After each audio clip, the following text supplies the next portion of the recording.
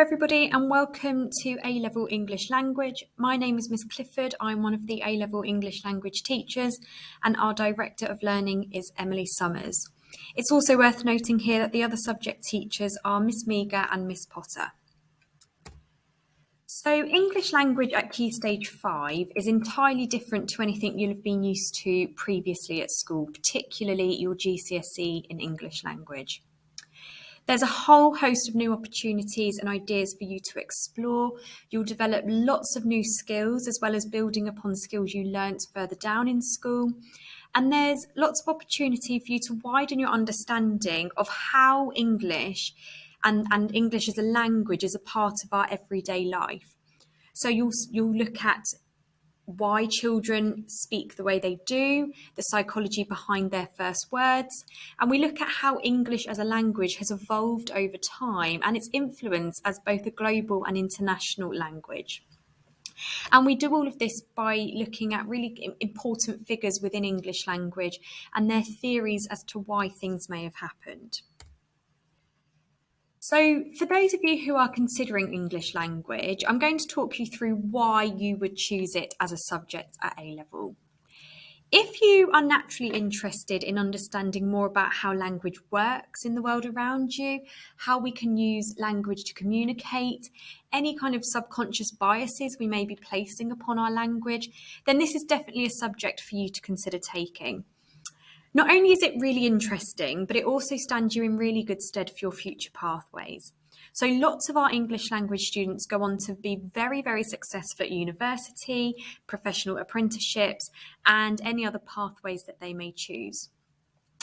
If you're thinking about particular careers, then it sets you up really nicely for the obvious careers, such as professional writing, possibly being a teacher, a linguistics specialist. However, because you learn such a wide variety of skills and really transferable skills, actually you're given a very, very strong foundation for any career choice. Just an example of that, lots of our past students have gone on to work really successfully in loads of different fields, including law, the police force, the media, the civil service, psychology, and lots more that we'll look at later on in this presentation. So just to break the course down a little bit for you then, in Year 12, you look at textual variations and linguistic representations. So we will look at lots of different attitudes and issues relating to language and how language really helps to form part of our identity. So this will include looking at adolescent speech, slang and so forth, British accents and dialects, gender representations, that's always a really interesting one, looking at how language is used to represent different genders in the media and adverts, and also looking at how language can be used to create a power balance within occupational contexts. You'll also then in Year 12 complete 2 pieces of non-exam assessment work, essentially pieces of coursework. One is an investigation into an area of language, English language, that really interests you. So it could be something that you will have studied previously in Year 12 or something you've maybe read about in the news that you'd like to explore a little bit further. You will also complete a piece of original writing, and this allows you to really choose a genre of writing and develop that skill. That's a really enjoyable piece of coursework and perhaps provide you with a slightly different opportunity that you may have been looking for at GCSE that you couldn't quite get. In Year 13 then, we look at language diversity and change. So we continue to explore attitudes and issues, but we look at slightly different topics within that. So in Year 13 is when you'll begin to consider children's language development. You'll look at the history of English as a language and then evaluate its impact as a global language. You will also then consider attitudes towards this, whether people see the globalisation of English as a positive or a negative thing. And we'll also look at the effect that things like technology have had on our language as well. So that's the course in a nutshell. It's busy, it's jam-packed, but it's also really, really interesting and really exciting.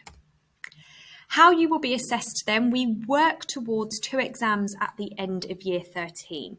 You will sit 2 papers, which are both 2 hours and 30 minutes long each, and they are both weighted at 40% each of your total grade. Like I said, you'll have completed your coursework by the end of year 12, possibly early year 13, and those pieces combined equate to 20% of your overall grade, giving you your full 100% at the end of year 13. So we know that a subject isn't just about being in a classroom, and that actually all of the stuff around a subject and different opportunities outside of the classroom are just as important. Thankfully, we're back on track after a few years where the opportunities were slightly limited due to COVID, but there's just a few examples in front of you of the different things you may undertake outside of the classroom if you do study English language at A-level. So we may visit Dr. Samuel Johnson's house, the man who produced the first version of our dictionary. You will learn about the British Library and its archives. We actually have lots and lots of editions of the e-mags from the British Library up in our LRC. You will have the opportunity to attend theatre trips alongside the English literature students. That's when we kind of bring the two subjects together slightly.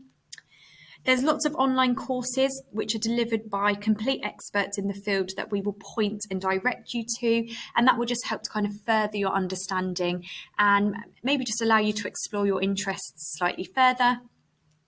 And every year we attend the English and Media Centre's student conference. They have really kind of noteworthy speakers, like I said, real experts in the field of English language, and we essentially spend the day there having academic style lectures, which will then directly correlate to what you're studying in class. That's just a snapshot. I couldn't possibly summarise everything we provide you with outside of the classroom, but they are kind of some of the highlights that you can expect across years 12 and 13. The outcomes in English language are very strong and are continuing, to become stronger and stronger as we move on.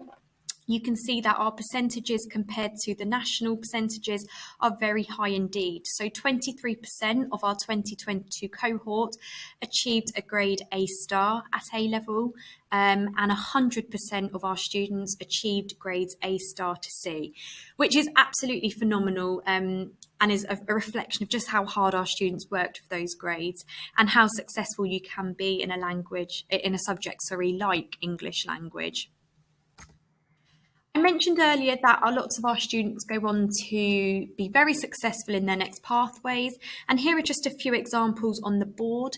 So we have lots of students go off to study English language and linguistics at university, but you can also see how the skills transfer to other courses, for example, child psychology and educational studies, to name just a few. I hope that's given you a little bit more information. I do appreciate it's fairly brief, but if you do have any further questions or if you just want to know a little bit more, then please don't hesitate to get in touch. My email is on the board in front of you, and I hope you enjoy the rest of your evening looking at all the other wonderful subjects as well. Thank you.